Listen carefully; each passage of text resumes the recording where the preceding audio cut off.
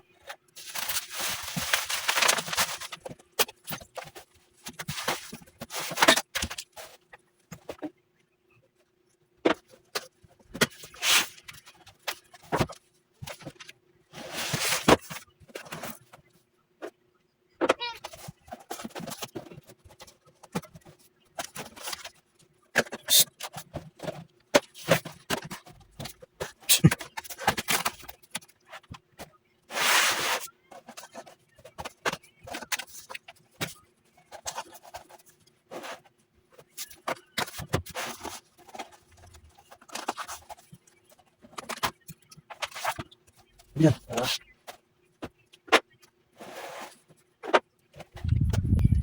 Okay mga kamay, ito yung kanyang pinaka-package. No?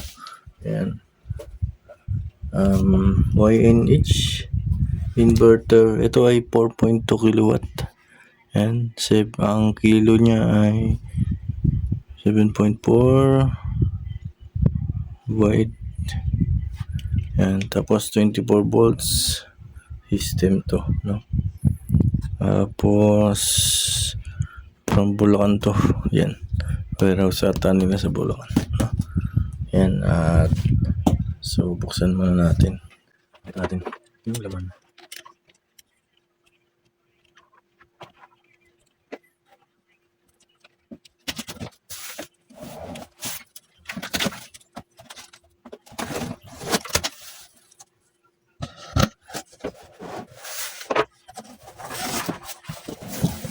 Yan, una makita natin mga kamay ay yung kanyang manual.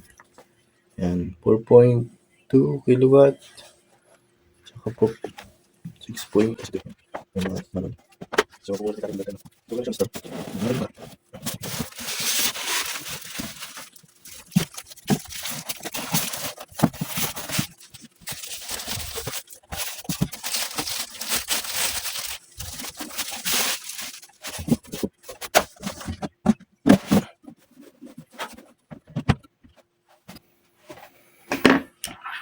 Okay mga kameng, ito na yung pinaka-inverter, no? So, ang kinis. Yan, meron siyang sticker na ganito. Para din siyang tawag dito? Dimuda. Pero mas malaki sa Dimuda. Mas malaki to kaysa sa Dimuda. Yung Dimuda, ganito lang ata. Yan. So, yung kanyang battery dito. Lagayan, tapos yung panel board. Yan, panel input. Yan, meron siyang AC input. Yung kanyang output na main, second output. So, dalawa yung kanyang Tapos, meron siyang BMS Wi-Fi port. Yan, RS232 and RS485. Para sa BMS communication and Wi-Fi monitoring ng. So, malaki pala nito. Yan, may sealed warranty sa gilid. 2026 ng January. Yung pinaka laki. Okay. So, hindi ko akalain na ganito kalaki ito. Bigat. So, buksan natin yung kanyang cover dito sa baba.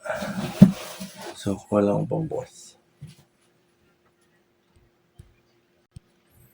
Yung mga kaming, buksan natin siya, no? So, malaki pala. Okay.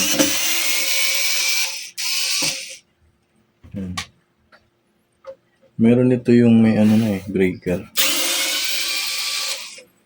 Kaso lang, meron na kasi akong breaker.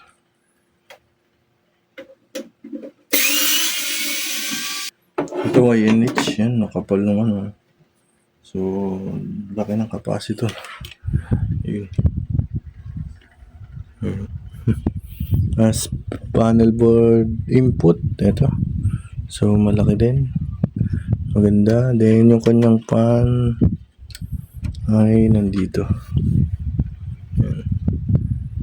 Dalawa. So, hindi mo siguro papasukan ng puti ito. Okay naman din. Tapos may ground siya dito. Yan yung kanyang lagayan ng battery. Yan. Positive, just negative. So, okay naman. Maganda yung pagkakaano.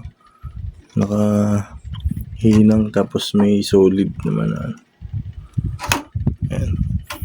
Tapos, ito naman yung kanyang mga output. Yan. Please dito. Secondary output, main output, AC input naman. No? May nakalagay pa dito. Ito. Ano kaya ito? Mukhang saan ito? Black. Okay, yun lang naman. Yan, tas button siya. Hindi siya touchscreen. Meron siyang 4 na button. Menu, up, down, enter. Yan. So, tas meron siyang start dito. Yan, araw ata yan. Okay naman. Tas ito kanya specs, pinaka specs. Yan.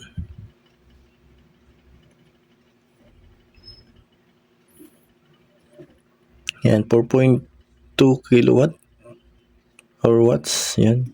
Yung ating inverter. 24 volts DC. Yan. Tapos, pwede mo ilagay na panel board ay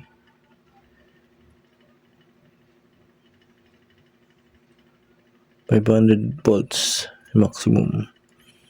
Yung PPT 120 ampere maximum niya. So maganda. YNH inverter. Tapos yung kanyang on nandito. Yan.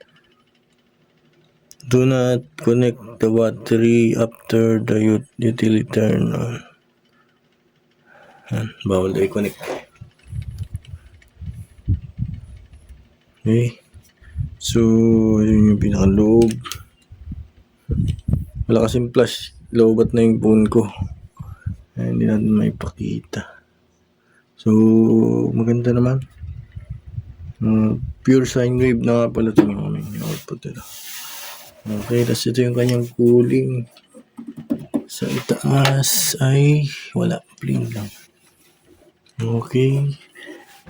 Nagustuhan ko naman at malaki pala, hindi ko lang in-expect na malapad siya. Ito malapad. Yan, isa dangkal. Dangkal at kalahati. Okay.